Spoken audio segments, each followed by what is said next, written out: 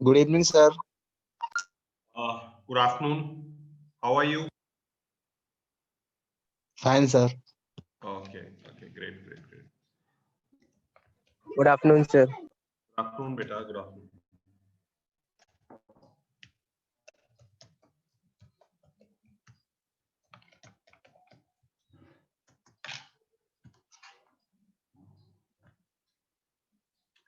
Let us wait for 1 minute or two, then we'll start.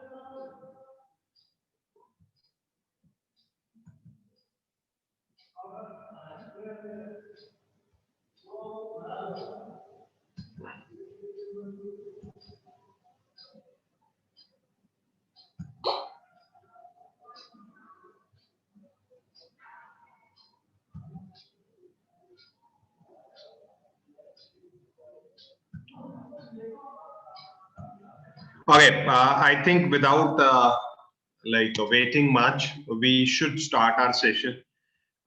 कोई बताएगा मुझे last lecture में हमने कहाँ तक किया था? What was the topic we were going through?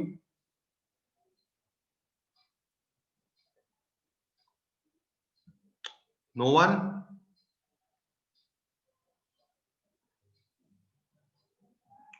Excuse me. Am I audible or not? Yes, sir. Yes, sir. तो फिर बता दीजिए ना बेटा, क्यों टाइम वेस्ट कर रहे हैं? किसी को नहीं याद लास्ट कहां तक किया था? No, sir. Sir log based recovery start हुई थी. हाँ जी. Log based recovery. Okay, log based recovery. So these were the slides we were talking. Yes, sir.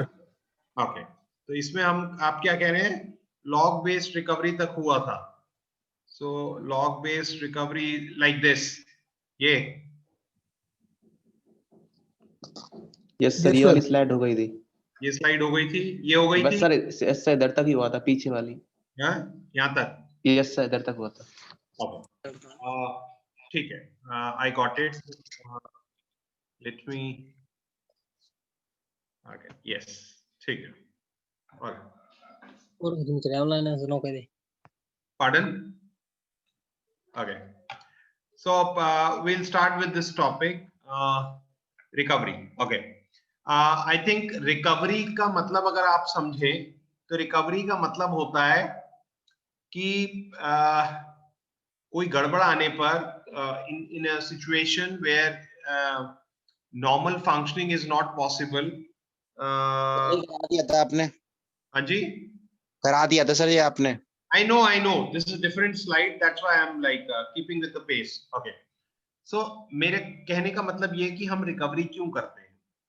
तो हम रिकवरी तब करते हैं जब हम नॉर्मल एग्जीक्यूशन ना कर पाए. ठीक है? तो नॉर्मल एग्जीक्यूशन क्यों ना कर पाए? क्योंकि नॉर्मल एग्जीक्यूशन इसलिए नहीं कर पाते क्योंकि कुछ चीजें ऐसी होती हैं जो वो एनकाउंटर होती हैं. So we face problem. तो वो फेलियर की वजह से होता है. सो बेसिकली फेलियर के आने की वजह से रिकवरी की जरूरत पड़ती है. अदरवाइज आप मुझे ये बताइए कि कभी अगर फेलियर ही नहीं आएगा तो रिकवरी की भी जरूरत नहीं पड़ेगी. भाई हमें दवाई लेने की जरूरत क्यों पड़ती है? हम बीमार पड़ते हैं. अगर हम बीमार नहीं पड़ेंगे तो दवाई भी लेने की जरूरत नहीं है. सो लाइकवाइज तो फेलियर टाइप्स की आप पढ़ चुके हो. 3 तरीके के होते हैं. इन फेलियर के आने की वजह से हमें रिकवरी करनी पड़ती है. उसमें सबसे मेन एक रिकवरी का इंपॉर्टेंट चीज है ट्रांजैक्शन लॉग. ठीक है? इस स्लाइड को ध्यान से देखिएगा. ये स्लाइड आज हम कंप्लीट कर देंगे और आज ही मैं आपको इसको भेज भी दूंगा. ठीक है? Okay. Now if I talk about this transaction log, तो बेसिकली ट्रांजैक्शन लॉग रिकवरी में बड़ा काम आता है. अब ट्रांजैक्शन लॉग रिकवरी में कैसे काम आता है वो हमें देखना होगा. तो काम ऐसे आता है कि जब मान लीजिए हम कोई काम कर रहे हैं, whenever we are performing any transaction, तो उस ट्रांजैक्शन को परफॉर्म करते समय while performing that transaction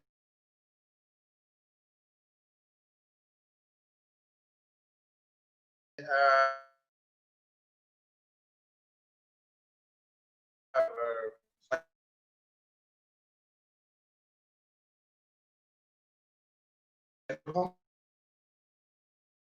transaction, what we do, हम पैरेलल करते स्टोर करते रहते हैं. शॉपकीपर्स होते हैं, they provide you bill. So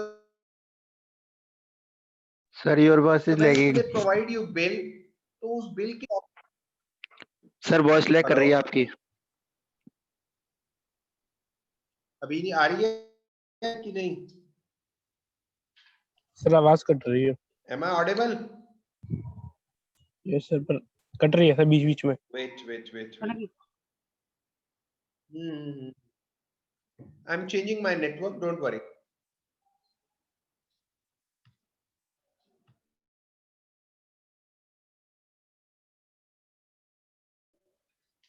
Okay, now I am audible clearly. Yes अभी सर. आप सुन पा रहे हैं मुझे? Yes sir. Okay, so what I am trying to say is कि जब हम रिकवरी करते हैं तो रिकवरी में हम ट्रांजैक्शन लॉग यूज करते हैं. तो ट्रांजैक्शन लॉग का फायदा क्या होता है कि आप जब काम कर रहे हो तो साथ के साथ आपका थोड़ा डेटा भी सेव होता जाता है. जैसे कोई केमिस्ट शॉपकीपर है या कोई नॉर्मली शॉपकीपर है, ग्रोसरी का है, so they have this billing system, और जब वो लिख रहे होते हैं तो नीचे कार्बन कॉपी रखते हैं, और कार्बन कॉपी के नीचे जो एक खराब सा पेपर होता है उसमें इम्प्रिंट आ जाता है. तो उसका फायदा क्या होता है, that can be taken as a log.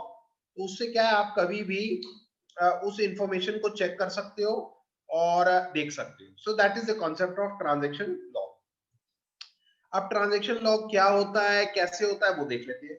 Most important structure used to recover from database failures, contains the before image and after image of the data item modified, contain log records for each update activity.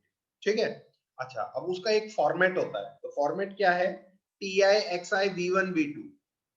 So TI means transaction का number, XI means data item जिसको use किया जा रहा है, और V1, V2 means कोई ऐसा variable है जिसकी वैल्यू पहले कुछ थी और बाद में ट्रांजैक्शन ने कुछ चेंज कर दी. Like say for example A was equal to 10, तो 10 वैल्यू थी उसकी ओरिजिनली. नाउ जब हमने ट्रांजैक्शन किया, so we change its value from 10 to 15, तो V1 हो गया 10 और V2 हो गया 15. ठीक है. अब लॉग फाइल को भी मेंटेन करने के लिए, for maintaining the log file, दो टेक्निक यूज होती है. एक होती है डेफर्ड अपडेट और एक होती है इमीडिएट अपडेट. एक एक करके चेक करते हैं. नाउ डेफर्ड का मतलब क्या होता है, अगर आप डेफर्ड का इंग्लिश मीनिंग देखो, लिटरल मीनिंग देखो, सो डेफर्ड का मतलब होता है डिले करना. डेफर्ड का मतलब होता है चीज को डिले करना. तो ठीक है, करते हैं, कोई बात नहीं. So deferred is data modifications are written in the log. आप एक जगह जो लॉग मेंटेन कर रहे हो, डेटाबेस में तो सेव हो ही रहा है, आप साथ के साथ एक लॉग भी मेंटेन कर रहे हो. यही तो पर्पस है रिकवरी का.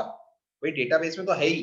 अब वही वाली बात है ना, डेटाबेस क्रैश हो जाए, सिस्टम क्रैश हो जाए, तो डेटाबेस से भी चला जाएगा. तो इन बिटवीन हमें कोई लॉग मेंटेन करना पड़ेगा. ठीक है.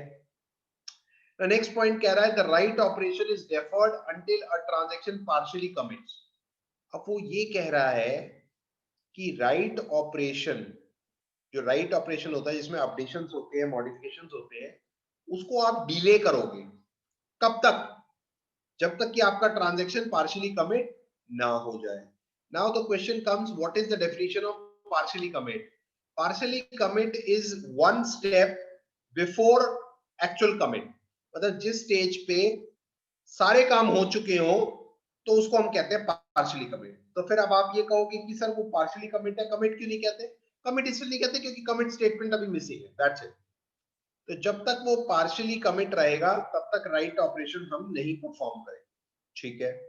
थर्ड स्टेटमेंट में डेफिनेशन लिखी है जो मैंने आपको अभी बताई है पार्शियली कमिटेड की. A transaction is said to be partially committed when it completes its final action. Last statement execute. Fourth, before the actual updates on the database begins, it must be ensured that all log records are written to stable storage. अब ये stable storage क्या है आपको next slide में पता चल जाएगा। फिर कह रहा है once the updates are done on the database the transaction enters the committed state. ये मैं आपको बता चुका हूँ, जब सारे काम हो जाएंगे तब वो कमिटेड स्टेट में आ जाएगा। ठीक है। Now again one small definition related to deferred. The recovery scheme executes redo operation. यहाँ पर डेफर्ड के केस में हम एक ऑपरेशन यूज करते हैं T1 और रीडू। ठीक है, जिसमें क्या होता है कि अगर कोई वैल्यूज मॉडिफाई हुई थी तो उसको नई वैल्यू तक पहुंचा दे लॉग को देख के। कहने का मतलब क्या है, ये समझना जरूरी है। से फॉर एग्जाम्पल एक वेरिएबल है a, ठीक है, उसकी वैल्यू हुई 10 से 15। अब उसकी वैल्यू 15 हुई और जब तक उसकी वैल्यू 15 हुई और जब तक हम उस वैल्यू को अपने फाइनल डेटाबेस में स्टोर करते 10 से 15 होती, तब तक कुछ गड़बड़ होती, कुछ फेलियर आए। लेकिन now the thing is that अब उसकी वैल्यू 15 है या कितनी है हमें कैसे पता चलेगा? अरे इस फेलियर से बचने के लिए ही तो हमने लॉग यूज किया था। Now we will see log, और लॉग में हमें उसकी एंट्री मिल जाएगी। तो जब लॉग में एंट्री मिल गई तो हम अपने डेटाबेस को भी अपडेट कर देते हैं। So what we will do, we will change the value from 10 to 15। ठीक है, अभी पता चल जाएगा, घबराइए नहीं। Now this is the example, इसको जरा ध्यान से देखिए। ठीक है, please look at this diagram very very carefully, आपको डेफर्ड अपडेट समझ में आ जाए। अभी अगर आप ध्यान से देखो, हम ये हमारा पूरा शेड्यूल है, this is our complete schedule जिसमें हम T1 T2 परफॉर्म करेंगे। और अभी हमने स्टार्ट नहीं किया, और शेड्यूल के शुरू होने से पहले, ट्रांजैक्शन के अपने काम करने से पहले डेटाबेस के अंदर जो वैल्यूज हैं A B C की, वो कितनी है? A 1000 है, B 2000 है और C 600। ये डेटाबेस के अंदर वैल्यू हमने डालना है। ठीक है, ये इनिशियल वैल्यूज हैं, दैट्स फाइन। नाउ अब लॉग रिकॉर्ड क्यों खाली है? भाई लॉग रिकॉर्ड इसलिए खाली है क्योंकि अभी ट्रांजैक्शन शुरू कहाँ हुए हैं, अभी आपका शेड्यूल शुरू कहाँ हुआ है। जब शुरू हो जाएगा तब हम उसमें लॉग रिकॉर्ड बनाने शुरू कर देंगे। देखते हैं step by step. So first step, T1 start हो गया। फिर उसके बाद हमने T1 की वैल्यू को रीड किया, तो T1 की वैल्यू हमने देखा कितनी हो गई है। T1 की वैल्यू कितनी, 1000 से 50 माइनस करके कितनी हो गई? 950। समझ में आ रहा है? Yes sir. ये 50 हो गई, 950। लेकिन अब लॉग में तो हमने इसको 950 कर दिया, बट हम डेटाबेस में भी चेंज क्यों नहीं कर रहे हैं? हम डेटाबेस में इसलिए मॉडिफाई नहीं कर रहे हैं इस 1000 की जगह 950, क्योंकि ये जो हम टेक्निक पढ़ रहे हैं ये डेफर्ड अपडेट की है। जब तक पहले पूरा सारा काम हो नहीं जाएगा तब तक हम इसको अपडेट नहीं करेंगे। तो थोड़ा और वेट करते हैं। अब यहाँ पर जो 50 A से माइनस हुए, that 50 we have incremented to B, तो ये भी हमारा काम हो गया। लेकिन अभी भी हमने वैल्यूज चेंज नहीं की हैं। कहां पर? अपने डेटाबेस में। क्यों? क्योंकि ये अभी तक कमिट नहीं हुआ। अब जैसे ही ये कमिट होगा, यही मतलब है डेफर्ड का। डेफर्ड क्या करता है, जब तक आपका ट्रांजैक्शन कमिट नहीं होगा तब तक डेटाबेस में मॉडिफाई नहीं करेगा।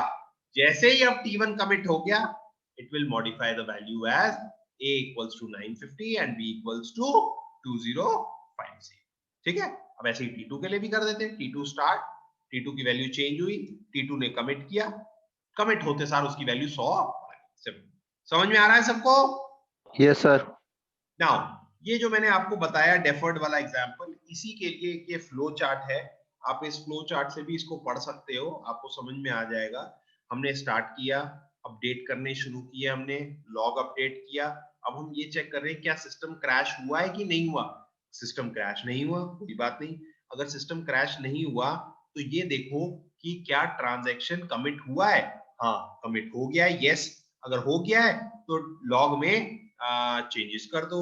अगर कमिट नहीं हुआ तो क्योंकि कमिट नहीं हुआ तो हम कमिट के बिना तो कुछ नहीं कर, तो उस डेटा को, लॉग रिकॉर्ड वाले डेटा को फेंक दो, क्योंकि वो बेकार है, किसी काम का नहीं है।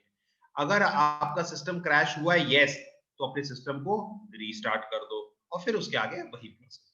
तो आई थिंक आप इस वाली स्लाइड को अगर 2-4 बार करोगे, पढ़ोगे, तो मेरे ख्याल से आपको फ्लो चार्ट भी समझ में आ जाएगा। ठीक है, नाउ अब फेलियर के होने पर हमें डेफर्ड अपडेट कैसे मदद कर सकता है वो देखिए, ठीक है। इसको ध्यान से समझिएगा, इस स्लाइड को भी, ये भी इंपॉर्टेंट है। Now T not starts, yes कोई दिक्कत नहीं। अब ए की वैल्यू है 950, बी की वैल्यू है 2050, सिस्टम क्रैश हो गया। अब लेकिन एक चीज देखने वाली है, क्रैश हुआ है सिस्टम बट कमिट नहीं हुआ। तो जब तक कमिट नहीं होगा तब तक हम कुछ नहीं कर पाएंगे, क्योंकि कमिट नहीं हुआ तो यानी कि डेटाबेस में भी वैल्यू स्टोर नहीं हुई होगी, ठीक है। तो लॉग रिकॉर्ड भी इसमें कुछ नहीं कर पाएगा, रिकवरी में कुछ नो रिकवरी इज पॉसिबल। लेकिन अब अगर यहां ध्यान से देखो, टी नॉट कमिट हो चुका है, टी नॉट के कमिट होने के बाद टी क्रैश हुआ है, बट T1 अभी भी कमिट नहीं हुआ। तो इस केस में क्या होगा, इस केस में T1 का हम कुछ नहीं कर पाएंगे, लेकिन क्योंकि T नॉट कमिट हो चुका है, तो क्योंकि T नॉट कमिट हो चुका है तो इसकी सारी इंफॉर्मेशन कहां मिल गई होगी आपको, डेटाबेस में चली गई होगी। डेटाबेस में। हाँ, तो यानी अब हम क्या करेंगे, अब हम इसको करेंगे रीडू, ठीक है। यही मैं आपको सिखा रहा था। सो टी नॉट का होगा रीडू और T1 का होगा कुछ भी। अब इस केस में क्या होगा, थर्ड केस में, इस केस में टी नॉट भी कमिट हो गया, T1 भी कमिट हो गया। तो जब दोनों कमिट हो गए तो दोनों की हमें रेफरेंस मिल जाएगी डेटाबेस के अंदर, हम दोनों को रीडू कर देंगे, ठीक है। यहां तक क्लियर है, सबको समझ में आ रहा है? Yes sir. ओके, अब ये तो बड़ा सिंपल हुआ। अब नेक्स्ट आ जाते हैं इमीडिएट में। अब नाम से पता चल रहा है कि डेफर्ड में हम तब तक लॉग रिकॉर्ड वाली एंट्रीज को डेटाबेस में नहीं डालते, कब तक, जब तक कि वो वैल्यूज कमिट ना हो जाए। लेकिन इमीडिएट में क्या होता है, जैसे जैसे वैल्यू चेंज होती जाएगी वैसे वैसे हम अपने डेटाबेस में भी अपडेट करते जाएंगे। क्यों, हमारा ये तरीका है इमीडिएट का, हम यहाँ पर कमिट का इंतजार नहीं करेंगे। तो यही ये लिखा है, allows the modification to be output to the database while the transaction is in the active state, ठीक है। तो ये एक चीज हो गई। दूसरी चीज ये है कि यहाँ पर दो प्रोसीजर यूज होते हैं, अनडू और रीडू के, ठीक है। here we use two procedure, that is undo and redo। Redo हमें पता है, अंडू में अभी आगे आपको बता दूंगा जैसे ही स्लाइड में आएगा, ठीक है। सेम चीज ये स्लाइड में, आप घबराओ नहीं, क्या है क्या नहीं है, मैं अभी आपको सब समझा दूंगा, समझे। वो ये बता रहा है basically in this slide it is telling you that कब हमें अनडन करना चाहिए, अंडू करना चाहिए, और कब हमें रीडू करना चाहिए। तो I will tell you, don't worry. अब डिफरेंस पता चलेगा, आपको देखना पड़ेगा ध्यान से कि भाई डेफर्ड और इमीडिएट में एक्चुअल में डिफरेंस है। डिफरेंस देख लेते हैं। T1 स्टार्ट हुआ, अब यहाँ क्या हुआ, पहले वैल्यू 1000 थी, फिर अब वैल्यू कितनी हो गई 950। तो जैसे ही 950 हुई, यहाँ पर आपका अपडेट हो गया, ठीक है। आवाज आ रही है मेरी, am I audible? Yes sir. Yes sir, yes sir. ठीक है। तो अब ये देखिए, यहां पर इसने कमिट का इंतजार नहीं किया, कमिट आने से पहले ही डेटाबेस में भी चेंज कर दिया, ओके। फिर उसके बाद आपका आया T1 की वैल्यू कितनी हो गई, from 2000 it has become now 2050। तो वैल्यू हमने यहां भी अपडेट कर दी, ठीक है, दिस हैज बीन डन। अब उसके बाद क्या है, T1 कमिट हो गया। तो यहां देखिए, this is the difference, even before the commit we have now updated the value in the database after looking the values of the log records. But in deferred update, what we were doing, we were waiting for commit to happen. After only we have seen the commit, we were changing the values at the database, in the database. ठीक है। T2 start होता है यहाँ पे, then from 700 to 600 value gets updated. So immediately we'll update the value of C, and then finally we'll have the commit. Clear? अब इसका ये flow chart आप समझ सकते हैं, अगर आपको इमीडिएट का कंसेप्ट समझ में आ गया, there is nothing much in that. Now the failure, this is important, ये समझना जरूरी है, क्योंकि इसी से आपको समझ में आएगा कब रीडू करना है और कब अंडू करना है, ठीक है। इस केस में क्या करेंगे हम, what we'll do here, come on, I need answer from you only, please answer me. Sir इसमें वैल्यू अपडेट हो जाएगी सर 950 और 2000। सी यहाँ पर क्या है बेटा, टी नॉट स्टार्ट हुआ, टी नॉट की वैल्यू चेंज हुई, और मतलब टी नॉट में ए की वैल्यू चेंज हुई, बी की चेंज हुई। और मजे की बात, क्योंकि ये इमीडिएट है तो आपने डेटाबेस को भी चेंज कर दिया। रीडू हो जाएगा सर, है रीडू रीडू ऑप्शन। रीडू नहीं होगा, है ना। तो अब आप देखो, जब ये वैल्यू आगे तो बढ़ नहीं पाई भाई, आप समझिए कमिट होने से पहले ये सिस्टम क्रैश हो गया, कमिट होने से पहले ये सिस्टम क्रैश हो गया। तो ये जो वैल्यू आपने अपडेट भी की, इनका तो कोई वैल्यू ही नहीं, मतलब इनकी तो कोई अहमियत ही नहीं है। वो फाइनली जो वैल्यू आपने बदल भी दी, 1000 से 950 कर दी, तो उनका तो अब कोई वजूद ही नहीं रहा ना, they have got no existence, क्योंकि सिस्टम क्रैश हो गया। भाई कमिट नहीं हुआ तो इसका मतलब कुछ नहीं हुआ, ये तो मैंने आपको सिखाया था जब ट्रांजैक्शन का स्टेट डायग्राम बताया था। तो मैंने कहा था कमिट से पहले अगर फेलियर हो जाता है, क्रैश हो जाता है, तो वो फेलियर माना जाएगा और फिर हमें अबॉर्ट करना पड़ेगा, दोबारा से करना। तो ये तो हो गया, अब आगे तो बढ़ नहीं सकते। लेकिन एक प्रॉब्लम है, प्रॉब्लम क्या है, हमने यहाँ पर इसकी निशानी छोड़ी हुई है अपने डेटाबेस के अंदर। आपको ध्यान होगा क्योंकि ये इमीडिएट अपडेट है, साथ के साथ हम वैल्यूज को अपडेट कर रहे थे। अब जब ट्रांजैक्शन ही पूरा नहीं हुआ, क्रैश हो गया, तो फिर वहां पर जो हमने वैल्यू अपडेट की है उसका तो कोई मतलब ही नहीं रह जाता। तो अब हमें क्या करना पड़ेगा, अब हमें अपने डेटाबेस से भी उस वैल्यू को हटाना पड़ेगा। तो क्योंकि वो जो गड़बड़ वहां हुई है, तो उस गड़बड़ को ठीक करना पड़ेगा और हमें कंसिस्टेंट स्टेट में इसको लाना पड़ेगा। तो उसके लिए अब हम करेंगे अंडू। अंडू का मतलब होता है कि वहां से जो फाइल्स रह गई हैं उनको डिलीट करो।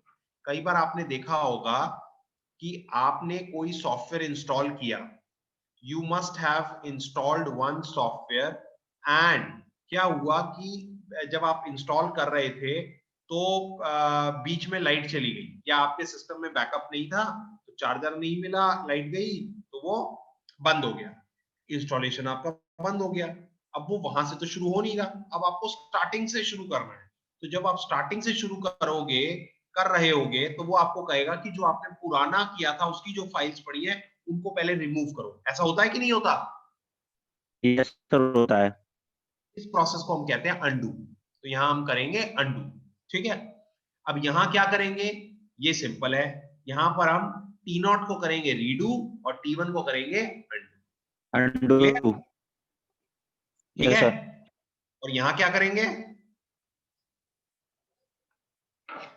यहां क्या करेंगे, सर T0 और T1 को रीडू करेंगे, क्योंकि दोनों की ही निशानी हमें डेटाबेस से मिल जाएगी। हमारे इनफैक्ट इसकी वैल्यूज लॉग में भी है, तो हमें कोई दिक्कत ही नहीं, वील डू रीड। क्लियर? समझ में आ रहा है सबको? Yes sir. Okay. Now transaction log के बाद एक जो चीज निकल कर आती है वो है चेक पॉइंट। अब चेक पॉइंट में क्या होता है, चेक पॉइंट में बेसिकली क्या होता है कि ऑब्वियसली बात है, ट्रांजैक्शन लॉग में कुछ प्रॉब्लम थी, तभी हम यहाँ पर चेक पॉइंट की तरफ आए। तो वो प्रॉब्लम क्या थी वो देख लेते हैं। प्रॉब्लम ये थी, एक तो ट्रांजैक्शन लॉग में क्या प्रॉब्लम थी कि अगर आपका ट्रांजैक्शन बहुत बड़ा है या शेड्यूल बहुत बड़ा है, तो आपको सर्च करना बड़ा मुश्किल का काम था। ये वैल्यू चेक करो, ओल्ड वैल्यू, न्यू वैल्यू, है ना। तो वो बड़ा टाइम कंज्यूमिंग प्रोसेस था। दूसरा, बार बार अगर आपको अपने ट्रांजैक्शंस को रीडन करना पड़ रहा है, तो ये भी कोई एक अच्छा तरीका नहीं, ठीक है। रीडन करना पड़ रहा है या फॉर दैट मैटर अंडू करना पड़ रहा है, सो this is not the good. तो अभी हम चेक पॉइंट पे आए हैं। चेक पॉइंट बेसिकली क्या करते हैं, टाइमली बेसिस पे अपने आप ही समय रहते रहते कुछ कुछ समय के बाद एक चेक पॉइंट पे पूरे सिस्टम को ऑब्जर्व करते हैं कि वो सिस्टम किस तरीके से बिहेव कर रहा है, यहाँ पर कितने फेलियर हुए, नहीं हुए, अगर हुए तो कितनी वैल्यू रिकवर हो पाएगी। तो इसको देख के हम अपने रिकवरी कर सकते हैं। we'll see the example, then we'll be able to understand. कोई घबराने की जरूरत नहीं है, बिल्कुल सेम ट्रांजैक्शन लॉग का ही कंसेप्ट है, बस थोड़ा सा उससे चेंज है। अब यहाँ पर क्या है, basically we started at time T, capital T, और टीएस टाइम को मैं कह रहा हूँ स्टार्ट टाइम, मान लीजिए 9 बजे का टाइम। अब 9:25 पे हमने एक चेक पॉइंट लगाया टीसी, और 9:40 पे फेलियर हो गया। अब हमें ये देखना होगा कि फेलियर से पहले क्या क्या काम हुए थे, क्या क्या नहीं हुए थे, फिर उसके हिसाब से हमें चेंजेस करने पड़े। देख लेते हैं। आप देखो चेक पॉइंट से पहले, चेक पॉइंट से पहले T1 की अगर मैं बात करूं तो ये जो T1 के अंदर 3 कंपोनेंट थे A B C, तीनों का काम हो चुका था और T1 कमिट भी हो चुका था। तभी आप ध्यान से देखो T1 की निशानी लॉग फाइल में भी है और T1 की डेटाबेस में भी है। ठीक है, अच्छी बात है। अब अगर हम T2 की बात करें तो T2 में A B C, A B हो चुका था, C नहीं हुआ था। ठीक है, A B हो चुका था, C नहीं हुआ था, तो यहां पर हमारे पास सिर्फ A B की इंफॉर्मेशन है क्योंकि वो चेक पॉइंट के बाद की बात है। लेकिन यहां ये भी देखना है, C चेक पॉइंट के बाद हुआ है बट क्रैश होने से पहले हो चुका था। ठीक है, अभी देखते हैं। उसी तरीके से यहां पर T4 में कोई दिक्कत नहीं है। T4 क्या है, T4 हो चुका था बट अभी T4 चल रहा था, मतलब क्रैश होने से, चेक पॉइंट से पहले उसकी AB की इंफॉर्मेशन मिल गई। अब प्रॉब्लम कहाँ है, तो उसको ब्लू से रिप्रेजेंट किया हुआ है। प्रॉब्लम है T2 के C की, क्योंकि वो चेक पॉइंट के बाद है, तो हो सकता है उसकी इंफॉर्मेशन हमारे पास ना हो। प्रॉब्लम है T3 की, क्योंकि पूरा ABC बाद में हुआ है। और प्रॉब्लम है हमारी T5 की, है ना। T5 में तो सबसे ज्यादा प्रॉब्लम है बेटा। T5 में सबसे ज्यादा प्रॉब्लम ये है कि चेक पॉइंट के बाद AB आए, तो चेक पॉइंट तक तो कुछ किसी चीज की हमारे पास इंफॉर्मेशन ही नहीं है। तो इसका आंसर क्या होगा, इसका आंसर होगा ये कि भाई आप ध्यान से देखो, T1 कमिट हो चुका था, T2 कमिट हो चुका था, T3 बाद में कमिट हुआ है चेक पॉइंट के, T4 और बाद में कमिट हुआ है। ठीक है, T4 और बाद में कमिट हुआ है, और T4 कमिट नहीं हुआ था जब आपका ये मेमोरी क्रैश हुई। ये देखो एरो को, अगर देखो ग्रे कलर के एरो को, तो जो T4 है वो पूरा कमिट हुआ है आपके क्रैश होने के बाद। और उसी तरीके से अगर आप T5 को देखो तो T5 भी क्रैश हुआ है, कमिट हुआ है क्रैश होने के बाद। अब यहाँ पर प्रॉब्लम क्या है कि आपको रिकवरी करनी, तो रिकवरी में क्या रिकवरी कर पाओगे आप? मुझे नहीं लगता T5 की कोई रिकवरी हो सकती है। क्यों? T5 में सबसे ज्यादा प्रॉब्लम इसलिए है क्योंकि एक तो T5 के जो A और B हैं उनका कोई भी ट्रेस, कोई भी निशान चेक पॉइंट के पास नहीं है। मोर ओवर वो क्रैश से पहले कमिट भी नहीं हुए थे। तो आप सिंपली क्या करोगे, T5 को तो जैसा है वैसे ही उसको हटा दोगे, रिमूव कर दोगे, डिस्कार्ड कर दोगे। हाँ, T4 में हम क्या कर सकते हैं, T4 में एक चीज है कि अब हमने ए बी चेक पॉइंट से पहले कर तो दिया था, बट प्रॉब्लम ये है कि वो तब तक कमिट ही नहीं हुआ था, और इवन क्रैश होने के बाद भी वो कमिट नहीं हुआ था। क्रैश के पॉइंट तक वो कमिट नहीं हुआ था। हम कुछ नहीं कर पाएंगे, बल्कि ये तो और उल्टा गड़बड़ कर रहा है, तो हम इसको क्या करेंगे, अंडू करेंगे। हाँ, T3 के साथ एक एडवांटेज है, T3 क्रैश से पहले कमिट हो चुका था। ठीक है, तो T3 की हमें इंफॉर्मेशन मिल सकती है, तो वो हम चेक पॉइंट के थ्रू या चेक पॉइंट में इंफॉर्मेशन डाल के उसको हम क्या कर देंगे, रीडू। उसी तरीके से T2 का सी रीडू कर देंगे, और T1 में हमें कुछ करने की जरूरत नहीं, क्योंकि T1 कमिट भी और तीनों ABC उसके चेक पॉइंट से पहले हो चुके हैं। तो अगर आप ध्यान से देखो, ये जो डेटाबेस में रेड से बनाया हुआ है, so that is the problem. यहाँ पर आप क्या करोगे, जो रेड वाले हैं उनको रीडू कर दोगे। ठीक है, T2 is will do redo, T3 ABC will do redo, और T4 में will have to do the undo, and T5 को हमें छोड़ना है। तो यहाँ देखो T4 को हमने हटा दिया, and this is what we have done. So this is the final values we have received. ठीक है, इसमें कोई डाउट किसी को? Any doubts anybody has? I think all of you were sleeping in this lecture. Cannot help it, but No, No, sir. sir. No, sir. I'm glad. दो चार जाग रहे हैं। Okay, is this clear? Yes, sir. मैं अभी आपको slide भेज देता हूँ, ठीक है? So I think we'll stop it here, and we'll see in the next lecture. ठीक है? Thank you. Bye. Thank you, sir.